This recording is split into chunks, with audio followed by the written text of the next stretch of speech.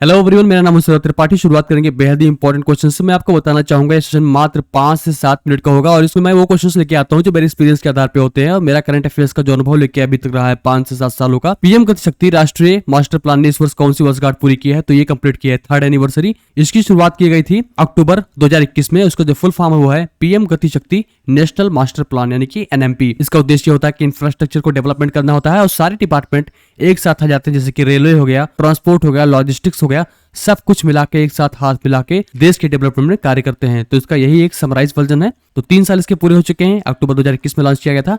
तो यही इसका आंसर है। 20वां अंतरराष्ट्रीय शिक्षा शो कहां पे आयोजित किया गया था? तो ये क्या कहते हैं यूएई में।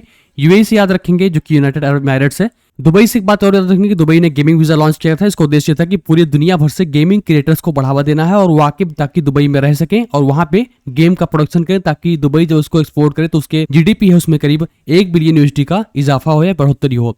दुबई ने गोल्डन वीजा भी लॉन्च किया था ताकि जो एक सम्मानित व्यक्ति हैं, जो डिस्टिंग्विश्ड पर्सन है, उनको वीजा का एक एक्सटेंडेड वर्जन दिया जा सके। बराहकान न्यूक्लियर पावर प्लांट अभी तैयार हुआ है और इसने भारत के साथ हाथ मिलाया है कि ये इसके पावर प्लांट्स को मैनेज करेगा। और भारत में जो पावर प्लांट्स को मैनेज करता है उसका नाम है NPCIL, nuclear power corporation of India limited. दोनों ने मिलकर इसको ऑपरेट करेंगे, जो कि यूएई का एक न्यूक्लियर पावर प्लांट है। एक बात मैं और बताना चाहूंगा कि एनपीसीआईएल से कंफ्यूज मत होना, क्योंकि ये national payment corporation of India limited है और ये है nuclear power corporation of India limited. तो इस तरह से इसको याद रखेंगे। 44वें और 45वें आसियान शिखर सम्मेलन का आयोजन किस शहर में हो रहा है? तो ये शहर हो रहा है वियंटिना में। वियंटिना कहाँ पे है? लाओस का एक शहर है और ये बायएनुअल मीटिंग है जो कि एक बार होती है 2 सालों में। इसके साथ साथ याद रखेंगे कि आसियान में 10 देश होते हैं। इसका मुख्यालय जकार्ता इंडोनेशिया और इसके जो चेयरमैनशिप के पास है वो लाओस के पास है, इसीलिए इसको आयोजित करा रहा है। शहर का नाम है वियंटिने। अग्निअस्त्र डिवाइस किसके द्वारा लॉन्च किया गया है? तो ये क्या कहते हैं इंडियन आर्मी द्वारा, और इंडियन आर्मी ने इसको लॉन्च किया था पोर्टेबल मल्टी टारगेट डेटोनेटर की तरह, यानी कि आप एक जगह इसको ले जाएंगे और कई कई टारगेट्स पे इसको आप डिटोनेट कर सकते हैं। इसको डेवलप भी किया था इंडियन आर्मी ने ही, मेजर राज प्रसाद ने इसको। संयुक्त राष्ट्र मानवाधिकार परिषद में सीट कौन हार गया है? तो ये देश हार चुका है सऊदी अरेबिया। सऊदी अरेबिया इससे बाहर हो चुका है। अभी बहुत सारे देश ऐड हुए हैं, हम इसके बारे में नेक्स्ट क्वेश्चन में डिस्कशन करेंगे।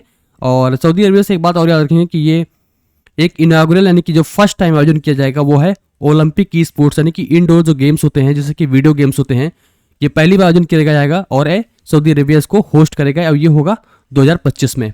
कैमूर को किस राज्य के दूसरे टाइगर रिजर्व के रूप में मंजूरी दे दी गई है? तो ये बना है बिहार का। बिहार का जो कैमूर वाइल्ड लाइफ सेंचुरी है, इसको अब 2nd टाइगर रिजर्व बनाने की कोशिश की जा रही है और इसमें सरकार ने मंजूरी दे दी है। पहला टाइगर रिजर्व जो था वो था वाल्मीकि टाइगर रिजर्व। इसके साथ साथ याद रखेंगे कि एमपी में सबसे ज्यादा टाइगर रिजर्व है और इसको बोलते हैं tiger state of India. Next question हमारा रहेगा, दशैन त्योहार किस देश में मनाया जाता है? तो ये मनाया जाता है नेपाल देश में। सितंबर अक्टूबर में मनाया जाता है, जैसे कि अपने यहाँ विजयदशमी होती है उसी प्रकार से वहां पे दशैन त्योहार होता है। नेपाली लोगों में अक्टूबर मंथ जो है हैप्पीनेस का मंथ माना जाता है। संयुक्त राष्ट्र महासभा के कितने देश चुने गए हैं? तो इसमें देश चुने गए हैं 18 देश और ये किस चीज के लिए था? खासकर ये ह्यूमन राइट्स के लिए था। इसमें 18 नए देश आए हैं। 47 मेंबर्स की जो ह्यूमन राइट काउंसिल की टीम होती है उसमें देश आते जाते रहते हैं, मतलब उनका कार्यकाल खत्म होता रहता है, ऐड होते रहते हैं। ह्यूमन राइट्स काउंसिल का जो मुख्यालय है वो है जिनेवा, स्विट्जरलैंड और 2025 और 27 के लिए ये 18 देश चुने गए हैं।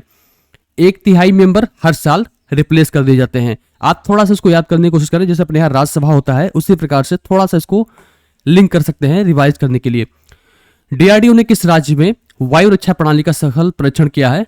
तो ये है एयर डिफेंस सिस्टम से और उसने राजस्थान में परीक्षण किया है। अगर आपको ये ऑप्शन में हो सकता है कि बहुत लोग उसमें ओडिशा टिक करें क्योंकि वहां पे चांदीपुर में बहुत ज्यादा टेस्टिंग होती है, लेकिन जो एयर डिफेंस सिस्टम की जो टेस्टिंग हुई है वो राजस्थान में हुई है। उसका जो नाम क्या है वो है 4th जनरेशन वी शोराट्स। वी शोराट्स का मतलब होता है very short range air defence system, यानी कि ये छोटे छोटी दूरी के एयर डिफेंस सिस्टम है कि कुछ किलोमीटर्स में होते हैं, अराउंड 100 किलोमीटर से कम या उसके आसपास होते हैं।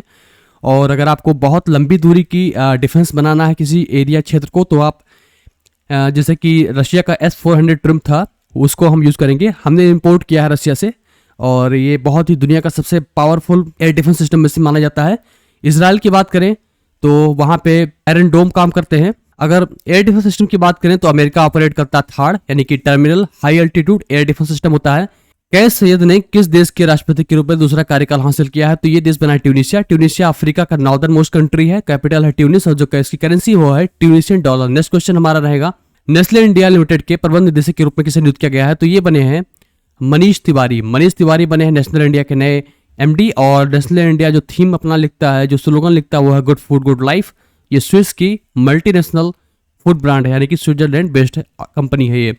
WHO ने किस देश को ट्रैकेमा मुक्त घोषित कर दिया है? तो ये देश बना है इंडिया। इंडिया, नेपाल, म्यांमार और उसके साथ साथ 18 और देश हैं जिनको 18 से 19 देश और जो हैं जिनको ट्रकोमा फ्री कर दिया गया है। ट्रकोमा बेसिकली एक बैक्टीरियल आई इन्फेक्शन होता है, इससे ब्लाइंडनेस का खतरा बढ़ जाता है। इंडियन न्यूज़पेपर सोसाइटी के नए अध्यक्ष के रूप में किसे नियुक्त किया गया है? तो ये बने हैं MV श्रेयाम कुमार। इसका उद्देश्य क्या होता है? इंडियन न्यूज़पेपर जो सोसाइटी होती है ये अथेंटिकेट्स करती है कि कितने ऑफिशियल फिगर्स में कितने पेपर्स बट रहे हैं। लाइक आपके पास टाइम्स ऑफ इंडिया हो गया, हिंदू हो गया, तो पूरे देश में कितना बट रहा है इसके बारे में डेटा जारी करता है। सर्कुलेशन में कितना मैगजीन बट रही है उसकी डेटा जारी करता है। ये इंडिपेंडेंट बॉडी है। इसके जो प्रेसिडेंट बने हैं वो है MV श्रेयाम कुमार। नेक्स्ट क्वेश्चन हमारा रहेगा, तूफान मिल्टन कहाँ पे आ रहा था? तो अभी ये हाल ही में था US के कोस्ट में, और ये ट्रॉपिकल साइक्लोन है, गल्फ ऑफ मैक्सिको के आसपास से था, इसलिए इसको हरिकेन कहते हैं, टाइफून कहते हैं। अगर इसको पैसिफिक में होता है यानी कि जापान के आसपास होता है तो उसको टाइफून कहते हैं। भारत में इसको ट्रॉपिकल साइक्लोन कहते हैं। किस राज्य के व्यक्ति में जीवाणु रोग म्यूरिन टाइफस पाया गया है? तो ये राज्य बना है हमारा केरला। केरला का एक यात्री था जो हाल ही में उसकी ट्रैवल हिस्ट्री थी वियतनाम कंबोडिया में, उसमें म्यूरिन टाइफस एक डिजीज का आने वाली एक वायरस पाया गया है। उसकी जो बैक्टीरिया जो उसके लिए रिस्पॉन्सिबल जिम्मेदार है इस बीमारी के लिए, उसका नाम है रिकेट्सिया टाइफी। तो याद रखेंगे। तो ये रहा आज का करंट अफेयर्स। को डाउट या फीडबैक को जरूर शेयर करें। प्लीज वीडियो को लाइक करें, दोस्तों में शेयर करें, चैनल को सब्सक्राइब नहीं भूलें। तो बस thank you so much for joining. Have a great day.